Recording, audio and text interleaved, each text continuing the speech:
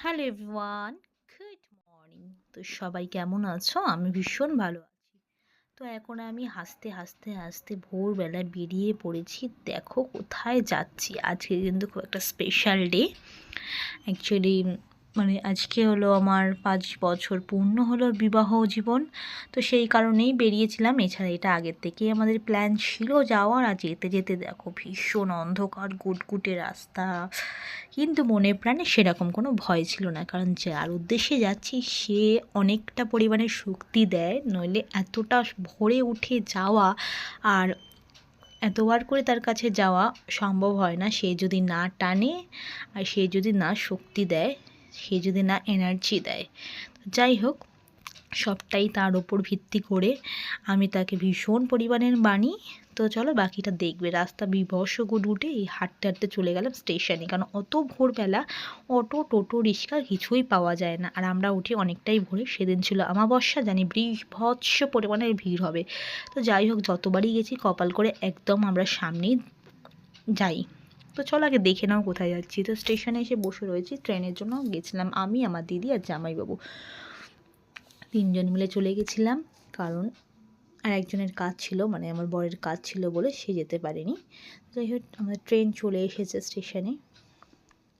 আমরা এবার ট্রেনে উঠে পড়বো। আর ট্রেনটা ছিল পুরো ফাঁকা, কারণ অত ভোরে কোনো ক্রমেই কোনো মানে মানে বেশিরভাগ মানুষ আর কি থাকে না। দেখছি সবাই আরাম করে পা বিছিয়ে বিছিয়ে বিছিয়ে যাচ্ছে।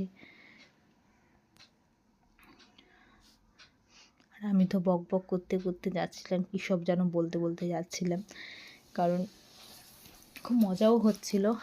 আমার বেশ মজা লাগে। যাই হোক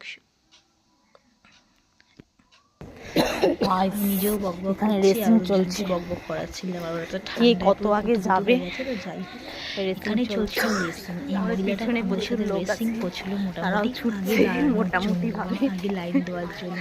কিন্তু ওর আগে আমরা আমাদের জামাইবাবুকে পাঠিয়ে দিয়েছি যে যাও গিয়ে তুমি গিয়ে লাইনটা দাও। আমি তো শুধু তাদের মানে খেলাটা দেখছিলাম কি করে। অনেকজনই এরকম ছিল যারা রেসিং করে। তো চলো প্রপারলি চলে এসেছি একদম নৈহাটির বড় মার কাছে। হ্যাঁ, বড় মার নাম শুনলেই যেন মনটা আলাদাই একটা শান্তি চলে আসে।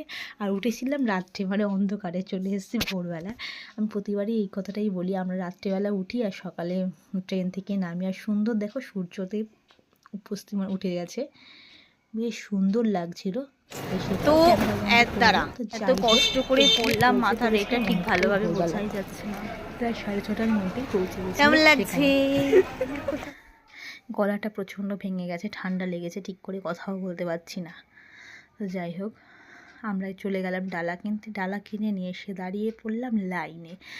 খুবই খুবই খুবই খুবই কপাল ভালো যে একদম কাছাকাছি লাইন পেয়েছিলাম সামনে। তারপরে কয়েক সেকেন্ডের মধ্যে একদম মানে লাইন ধুরধুরিয়ে বেড়ে গেল। আর এই হলো মা। উফ, মায়ের মুখটা দেখলেই যেন বেশ ভালো হয়ে যায়। অনেকক্ষণ দাঁড়াতে দিয়েছিল সেদিনকে মায়ের কাছে, না না করেও 20 থেকে 25 মিনিট দাঁড়িয়েছিলাম। মানে এতটাই ভাগ্য ভালো আর কি বলতে গেলে। সুন্দর ফটোও তুলতে দিয়েছিলেন, তারা নিজেরাই বলছিলেন ফটো তোলার কথা। খুব ভালো লাগলো। আর তারপরে দেখো লাইনটা তোমরা দেখে নাও, কতটা লাইন ছিল, বিভৎস লাইন, যারা গেছো হয়তো নৈহাটি বড় মার দর্শন করতেন তারা জানেন কীরকম পরিমাণে লাইন পড়ে। কিন্তু তখন ছিল মোটামুটি সবে 8:30 বাজে, মোটামুটি 8:23।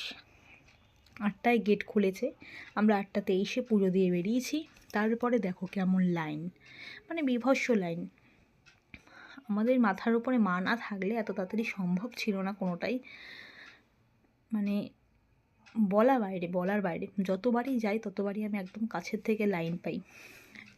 এটাই হলো আমার কাছে খুব মানে লাক ডিপেন্ড করে। যাই হোক বেশ সুন্দর করে পুজো দিয়েছি, দেখতে পাচ্ছ কীরকম লাইন পড়েছে, একদম গলিতে লাইন ঢুকে গেছে। আমি অত দূর আর যাইনি।